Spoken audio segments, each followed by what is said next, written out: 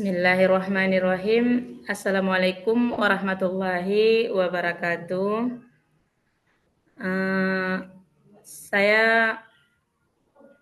Nama saya Saina. Saya mengangkat judul saya peningkatkan penerapan memahami anak dalam Asmaul Husna.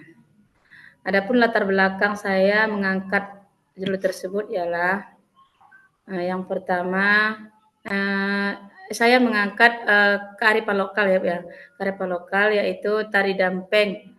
Latar belakang tari dampeng adalah salah satu warisan budaya yang sangat berharga bagi masyarakat Aceh Singkil. Tarian ini memiliki sejarah yang panjang dan kaya akan makna.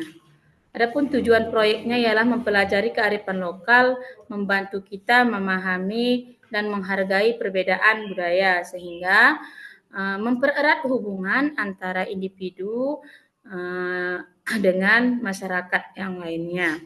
Kemudian cinta tanah air dan mampu berkontribusi dalam pembangunan masyarakat. Sedangkan ciri khas dari daerah Kota Sebul Salam itu hanya air terjun yang indah, terletak di wilayah pegunungan dengan pemandangan yang sangat memukau. Kemudian dimensi yang diharapkan yaitu ada 4. Dimensi yang diharapkan ada 4. Yang pertama, beriman bertakwa kepada Tuhan Yang Maha Esa. Kemudian ada juga berkebinekaan global, gotong royong, kearifan dalam menghasilkan karya dan tindakan yang berbeda. Kemudian P5 PPRA-nya ialah yang pertama berkeadaban, kemudian dinamis dan inovatif, dan juga toleransi. Aktivitas yang saya ambil yaitu aktivitas diagnostik dengan asesmen formatif, yaitu sosialisasi pengenalan proyek. Yang pertama pengenalan proyek P5 dengan tema kearifan lokal dengan topik ciri khas daerah. Kemudian di sini ada rubrik penilaian. Rubrik penilaiannya juga ada asesmen diagnostik dan juga asesmen formatif. Di dalam PTK berdasarkan observasi awal yang saya lakukan, dilakukan guru pada tahun-tahun sebelumnya ketika guru tidak menggunakan model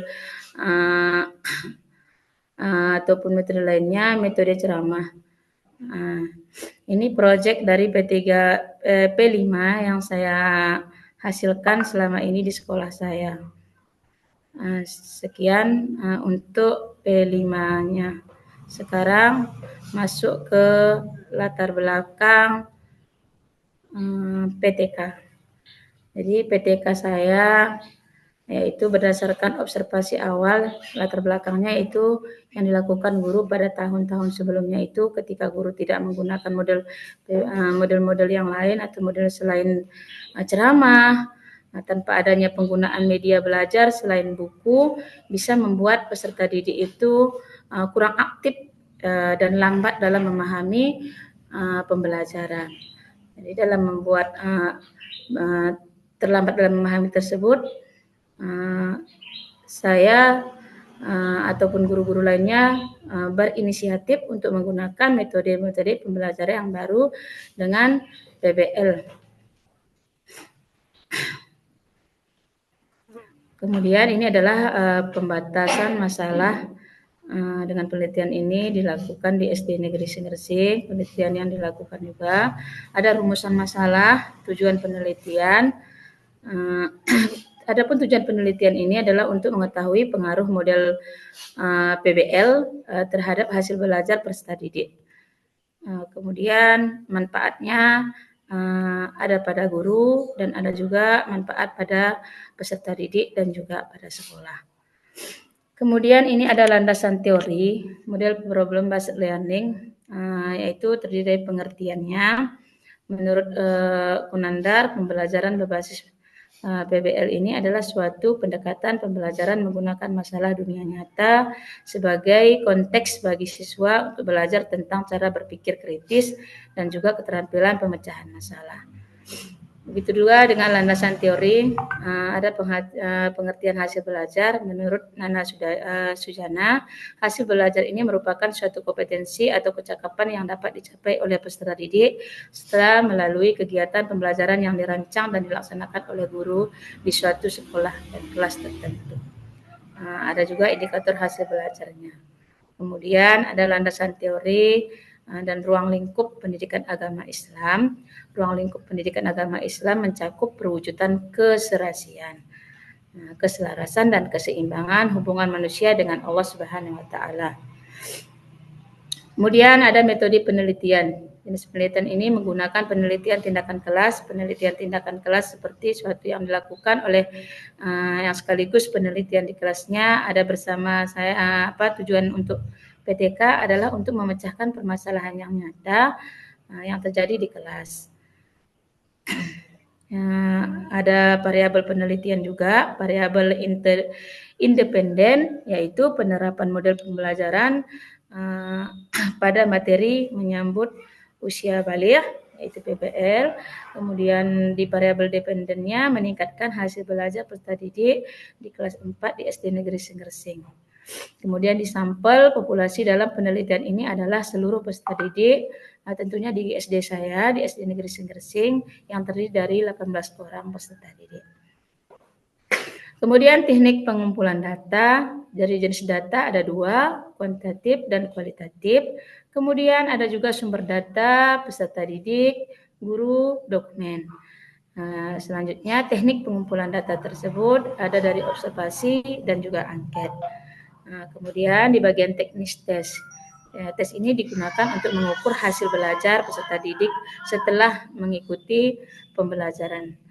Kemudian ada dokumentasi yang digunakan untuk memperoleh data nilai awal hasil evaluasi peserta didik. Ini adalah teknik analisis data saya, yaitu berupa angket, observasi, dan juga tes. Terima kasih Bu, hanya ini yang dapat saya sampaikan, lebih dan kurang minta maaf. Baik, terima kasih. Assalamualaikum warahmatullahi wabarakatuh. Waalaikumsalam warahmatullahi wabarakatuh.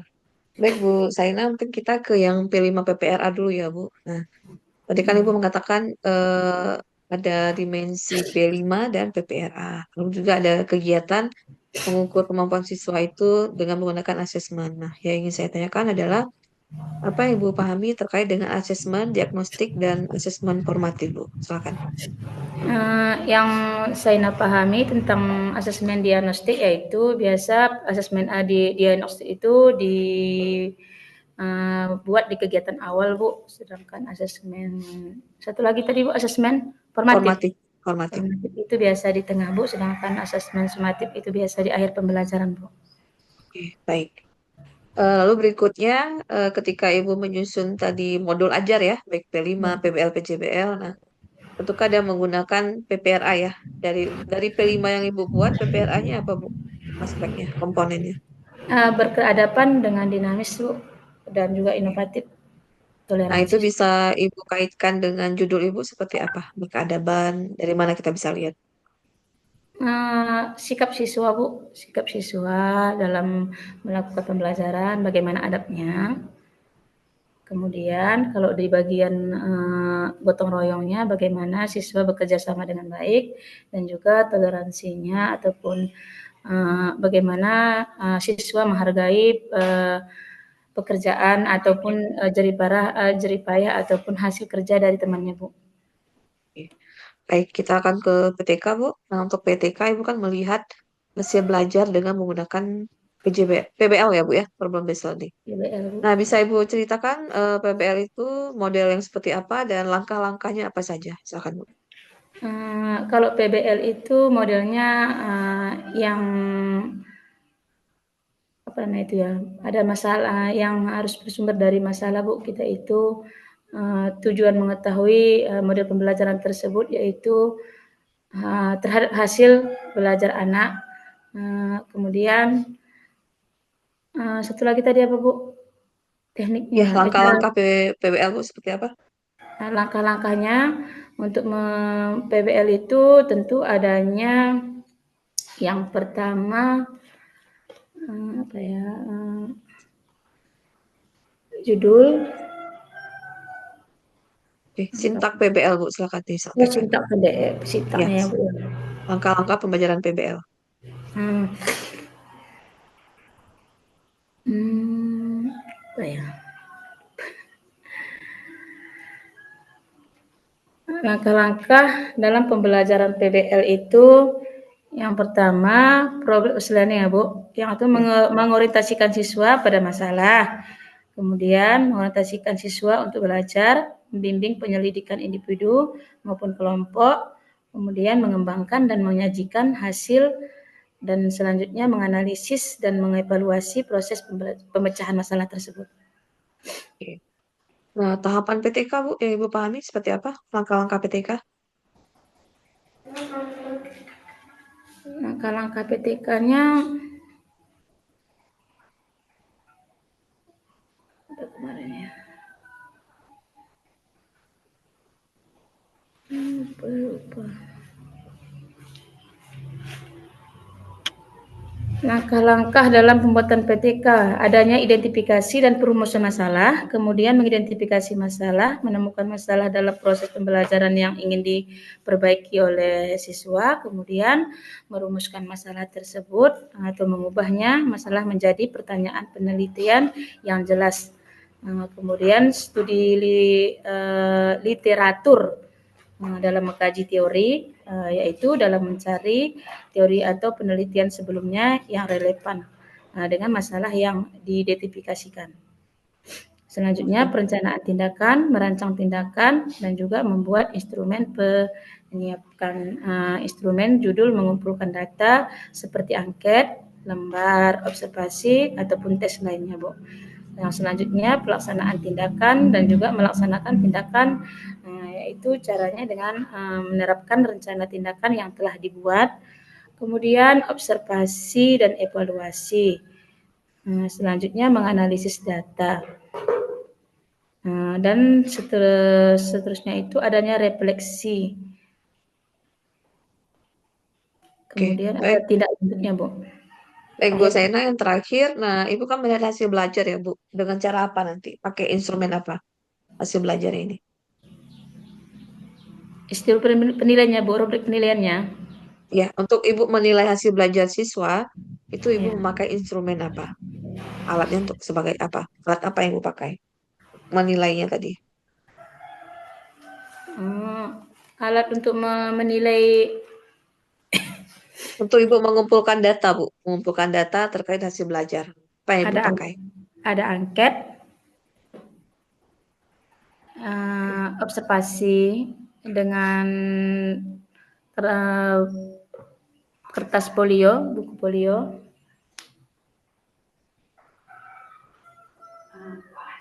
dan juga wawancara, Bu. Oke. Baik, terima kasih Bu Saina telah selesai untuk ujian komprehensif hari ini.